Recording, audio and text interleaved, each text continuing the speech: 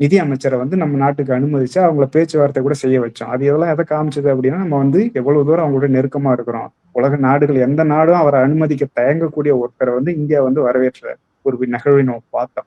அது எதை காட்டுது அப்படின்னா, நம்ம கிட்டத்தட்ட இஸ்ரேலுக்கு ஆதரவான்னு மட்டும் இல்ல, அவங்களுக்கு வந்து ஒரு அணியாவும் அவங்கள்ட்ட நிறைய நம்ம அதாவது பாதுகாப்பு உபகரணங்களையும் நம்ம வாங்கிட்டு இருக்கிறோம். அப்போ அவங்கள்ட்ட இஸ்ரேலை சார்பாவும் நம்ம இருக்கிறோம். ஏன் அப்படின்னா, அது மட்டும் இல்ல, அங்க இருக்கிற அந்த ஹைஃபான்ற துறைமுகத்த வந்து அதான் நிறுவனம் தான் வாங்குச்சு. அப்போ அங்க பொருளாதார ரீதியா நம்ம அவங்களுடைய நேரடி நேரடி தொடர்புல இருக்கிறோம். நேரடியா சார்புல இருக்கிறோம். இப்ப இதெல்லாம் என்ன பண்ணுது அப்படின்னா, அங்க இருக்கக்கூடிய மேற்காசிய நாடுகள் நம்மள்ட்ட இருந்து விலகக்கூடிய ஒரு விஷயமா இருக்கு. அப்போ இஸ்லாம் நாடுகள்ட்ட எல்லார்ட்டயும் நம்ம வந்து தெற்காசியால மட்டும் இல்ல, இஸ்லாம் நாடுகள்ட்ட இருந்து நம்ம விலக ஆரம்பிச்சிருக்கிறோம்.